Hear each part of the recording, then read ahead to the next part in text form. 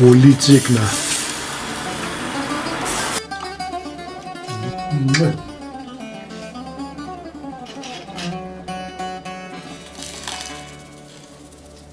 Γεια σας φίλοι μου καλοί.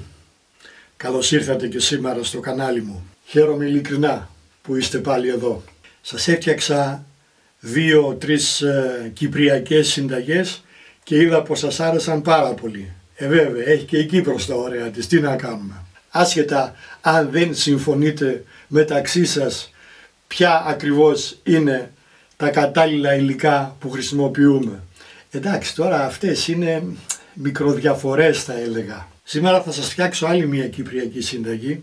Ψεύταγες κυπριακές. Μετά από θερμή παράκληση ενός φίλου του καναλιού, ονομάζομαι Ανδρέας και κατάγομαι από την Κύπρο, από το σκλαβωμένο χωριό Αχερίτου της επαρχίας Αμοχώστου. Θα χαρώ πολύ παππού Τάσο να φτιάξετε ένα βίντεο με αναφορά και στην σκλαβωμένη μας Κύπρο. Ο Ανδρέας μου γράφει παρακάτω την συνταγή τη δική του εκδοχή για σεφταγές, την οποία και θα ακολουθήσω κατά γράμμα. Σίγουρος ότι πάλι θα μου γράψετε κάποιοι ότι εμείς δεν βάζουμε από εκείνο, βάζουμε από το άλλο, εμείς δεν βάζουμε αυτό, βάζουμε εκείνο. Όλα είναι δεκτά και επειδή πλησιάζει Τσικνοπέμπτη, νομίζω πως οι σεφταγές ταιριάζουν γάντι σε αυτή την περίπτωση.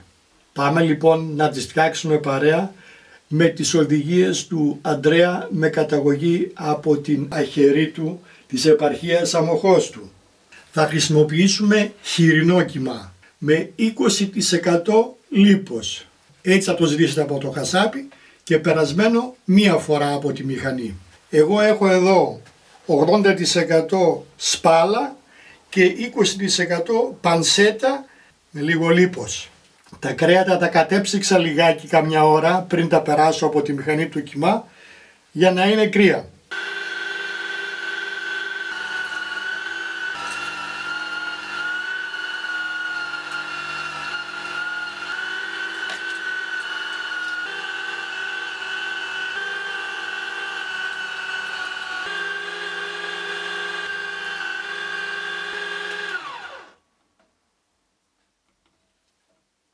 Έτσι ακριβώς. 1300 γραμμάρια είναι ο κιμάς μου όλος μαζί. Εγώ θα σας δώσω τις αναλογίες των υλικών για 1 κιλό κιμά. Από εκεί και πέρα κανονίστε μόνοι σας. Πάμε να το ζυμώσουμε.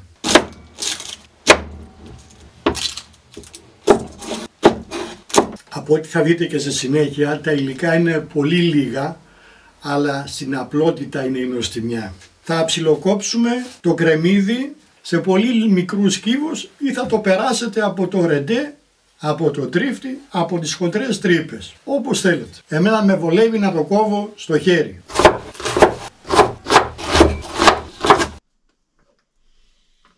Θα ψιλοκόψουμε το μαϊντανό. Γύρω εκεί στο μισό ματσάκι θα βάλουμε μόνο τα φυλαράκια.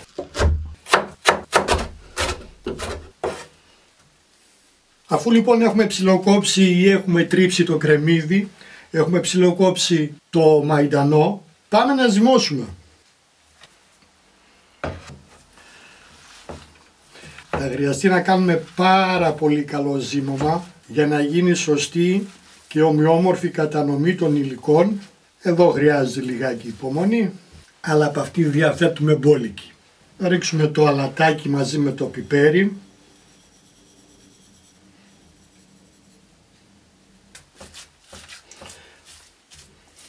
Θα προσθέσουμε τη φρυγανιά την τριμμένη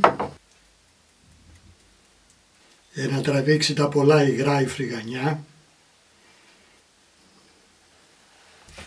και φυσικά το μαϊντανό το ψιλοκομμένο.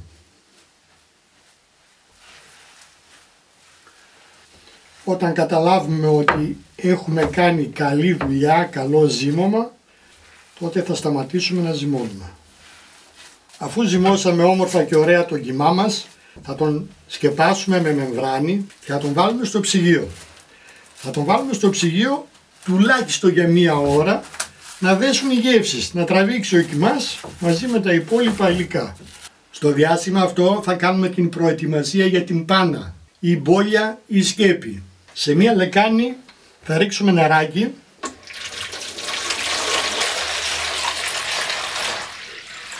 Αλάτι και ξύδι. Θα το ανακατέψουμε να λιώσει λίγο το αλάτι και θα απλώσουμε μέσα την μπόλια μας, τη σκέπη ή την πάνα όπως τη λέτε στην Κύπρο. Εγώ εδώ έχω χοιρινή. Αν δεν βρούμε χοιρινή μπορούμε να τις κάνουμε και με αρνίσια. Σαν δαντέλα είναι, σαν δαντέλα. Όσο λοιπόν έχουμε μέσα το κιμά στο ψυγείο, θα αφήσουμε την μπόλια μέσα στο ξιδόνερο μαζί με το αλάτι. Θα συνοδεύσουμε τις εφταλιές με τι άλλο, με κυπριακό ταλατούρι, το κυπριακό τζατζίκι. Θα πλύνουμε καλά ένα αγκούρι και θα το κόψουμε στη μέση, κατά μήκος. Θα πάρουμε ένα μικρό κουταλάκι και θα αφαιρέσουμε τους σπόρους. Γιατί στους σπόρους κρύβεται όλο το νερό το οποίο δεν το θέλουμε. Θα το κάνουμε βαρκούλα το αγκουράκι, έτσι ακριβώς. Θα περάσουμε τώρα το αγκουράκι από το τρίφτη, από τις χοντρές τρύπες. Όπως κάνουμε το τζατζίκι. Στο τριμμένο αγκουράκι θα ρίξουμε αλάτι. Θα το ανακατέψουμε λιγάκι και θα το αφήσουμε για λίγο στην άκρη. 2 καλές σκελίδες σκόρδου θα τις ρίξουμε στο γουδί. Θα ρίξουμε και λίγους κόκκους χοντρό αλάτι και θα τις πολτοποιήσουμε μαζί με το αλάτι. Μπορείτε να τις περάσετε και από την πρέσα. Έτσι ακριβώς. Θα ψιλοκόψουμε φρέσκο δυόσμο λεπτό. Εντάξει, τώρα αν δεν βρείτε φρέσκο δυόσμο μπορείτε να βάλετε και ξερό. Αλλά έχει άλλη δροσιά ο φρέσκος. Αυτό εδώ είναι περίπου 2 κουταλιές της σούπας.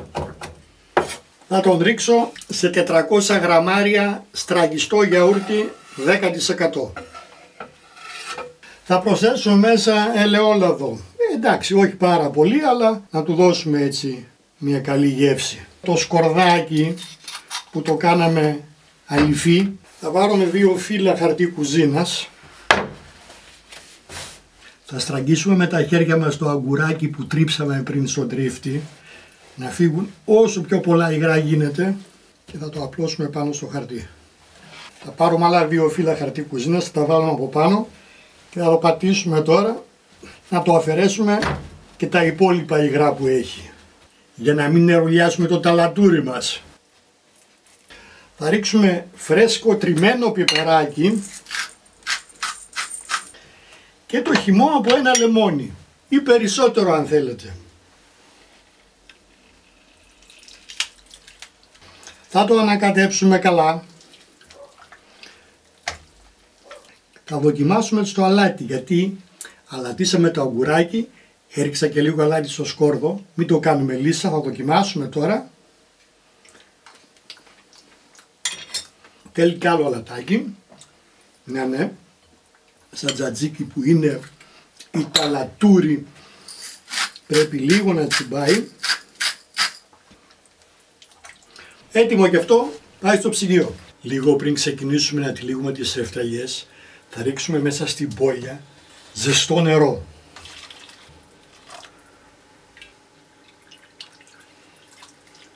Ο κιμάς έχει μείνει περίπου 1,5 ώρα στο ψυγείο, έχει τραβήξει μια χαρά και παραπάνω να μείνει δεν πειράζει. Η μπόλια τώρα βρίσκεται σε χλιαρό προζεστό νερό, οπότε είναι πάρα πολύ μαλακή και μπορούμε να την δουλέψουμε όμορφα. Θα πάρουμε τώρα ένα κομμάτι και θα το βάλουμε εδώ στην επιφάνεια του πάγκου μας, έτσι ακριβώς, και θα πάρουμε τώρα μία ποσότητα κιμά να πλάσουμε το κεφτεδάκι. Θα πλάσουμε ένα κεφτέ σε σχήμα οβάλ όπως το βλέπετε εδώ, έτσι ίσα ίσα να το χωράει μέσα στην παλάμη μας. Τώρα εντάξει, τα χέρια τα δικά μου νομίζω είναι φυσιολογικά. Κανονίστε με τα δικά σας χέρια πόσο μεγάλα θέλετε να τα κάνετε. Το ζύγισα και είναι ακριβώς 60 γραμμάρια. Νομίζω τώρα εκεί μεταξύ 60 και 70 γραμμάρια είμαστε μια χαρά. Θα το βάλουμε λοιπόν τώρα πάνω στην μπόλια και θα το τυλίξουμε φέρνοντας την μπόλια μία στροφή.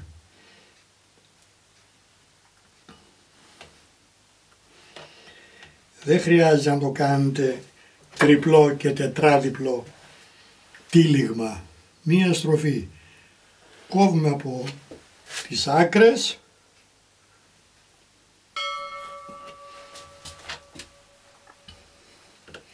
και κόβουμε και εδώ κατά μήκος.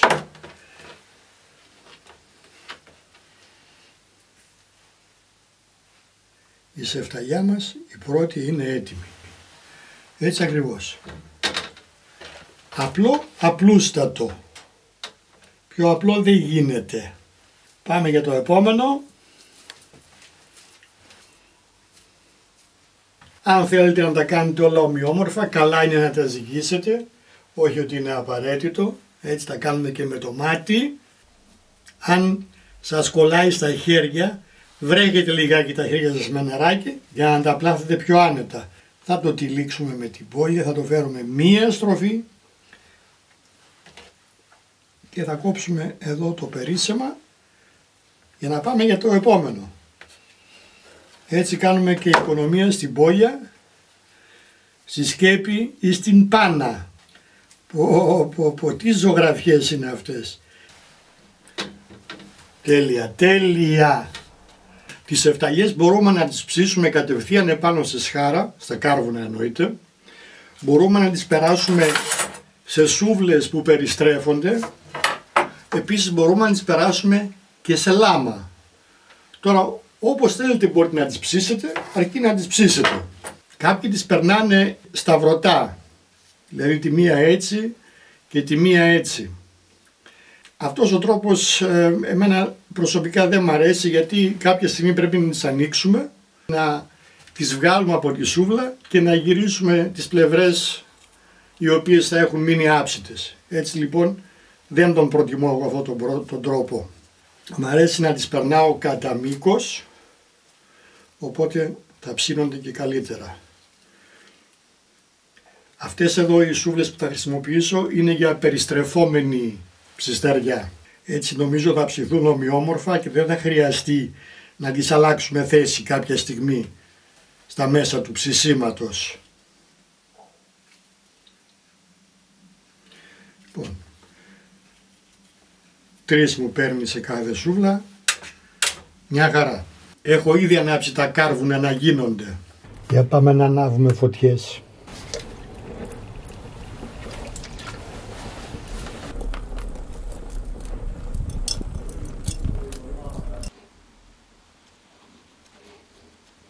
Σαν να έγινε η φωτιά, σαν να έγινε.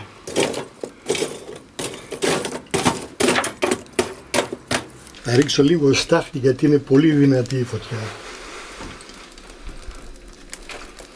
Δεν θέλουμε να αρπάξουν αμέσως για να μπορέσουν να ψηθούν και από μέσα.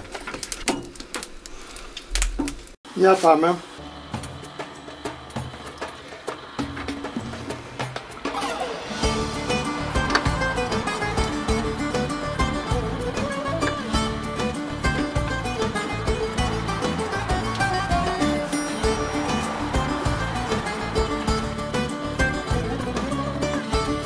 Πολύ ωραία, πολύ ωραία. Θα ψήσουμε στην αρχή σε σιγανή φωτιά για να μπορέσουν να ψηθούν οι σεφταλιές και από μέσα. Να μην αρπάξουν απ' έξω και έχουμε την εντύπωση ότι έχουν ψηθεί. Έτσι, σιγά σιγά να ψηθούν και από μέσα.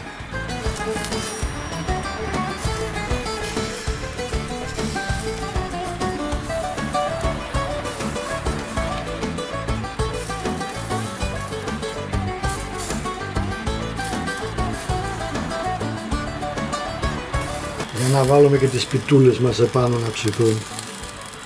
Οι σεφταλιές πάνε μια χαρά. Χωρίς να μας αρπάξουν, παίρνουν ωραίο χρωματάκι, έτσι θα ψηθούν και από μέσα.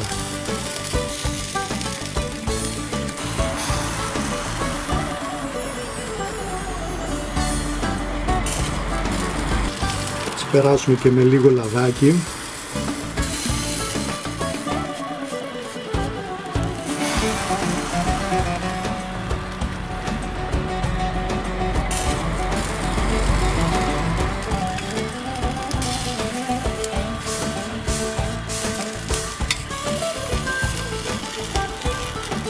πολύ τσίκνα.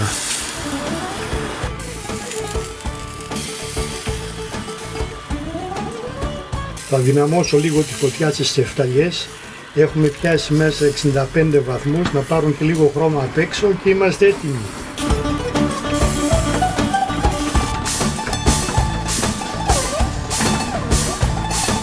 Βγάζουμε.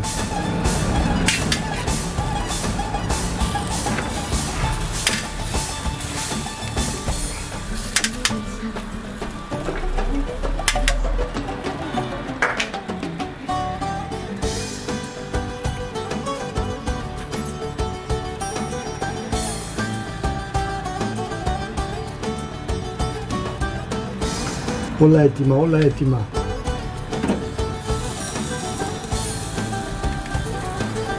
Έχω στρώσει τραπέζι. Καλεσμένοι για Τσικνοπέμπτη. Ελάτε. Τσιπουράκια. Την άλλη φορά μου γράψε ένας φίλος. Μόνος σου έβαλες τσιπουρό. Βάλε ένα και για μας. Ορίστε. Τσιπουράκια. Θα με αναγκάσετε να τα πιω όλα εγώ. Τι πράγμα. Σεφταλιές special. Ωραία ψημένες. Λαχανικά. Για όσους δεν τρώνε κρέατα. Εγώ σήμερα πήρα αποτελέσματα από τις εξετάσεις της χολυστερίνης και μου λέει ο γιατρός μη φοβάσαι τίποτα. Τρώγε. Και πατατούλες παρακαλώ. Και πατατούλες. Άντε. Στην υγειά μας, στην υγειά σας, να είμαστε καλά, καλή Τσικνοπέμπτη, καλά τσικνίσματα, καλά ψησίματα.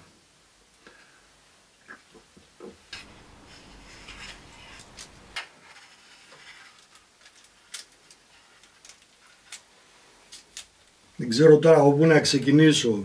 Πιτούλα, ωραία πιτούλα, πιπεριές αγκουράκια, μαϊντανό, στραπανάκια, ντοματούλα, λαχανικά ψητά, πατατούλες. Πω. Ας δοκιμάσουμε όμως τώρα το κυρίως αντικείμενο.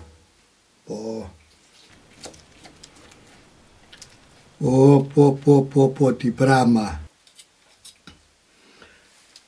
Τέλεια ψημένη μέσα. Πολύ μαλακή, πολύ μαλακές τις σεφταλιές, πολύ μαλακές. Για να κόψουμε εδώ άλλη μία.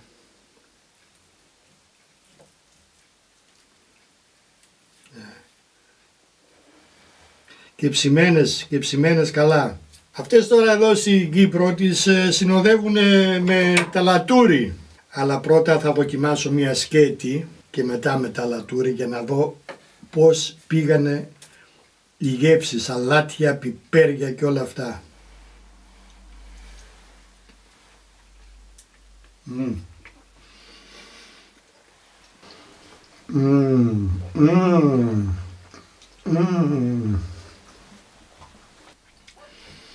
Απίθανη γεύση. Σεφταλιές κάνω πρώτη φορά. Απίθανη και πρωτόγνωρη γεύση. Είχα ακούσει πολλά. Τώρα πραγματικά όλα αυτά που άκουσα δικαιώθηκαν. Δεν το περίμενα με τόσα λίγα πραγματάκια τέτοια γεύση. Ναι, τώρα πάει να πιούμε και το δεύτερο τσίπουρο. Βεβαίως. Και τώρα θα βάλουμε και λίγο ταλατούρι που είναι με δυόσμο και πάει πάρα πολύ με τις σεφταλιές, με τους κεφτέρες.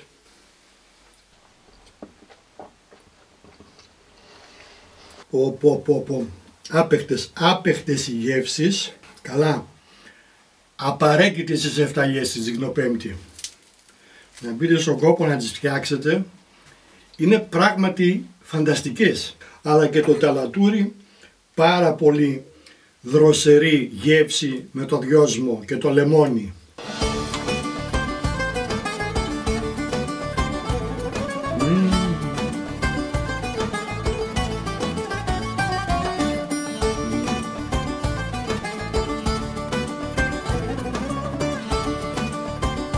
Φανταστικά. Επειδή όμως εγώ είμαι κρεμμυδοφάγος, θέλω και ένα κομμάτι με κρεμμυδάκι και λίγο ταλατούρι από πάνω έτσι. Έτσι, μπράβο.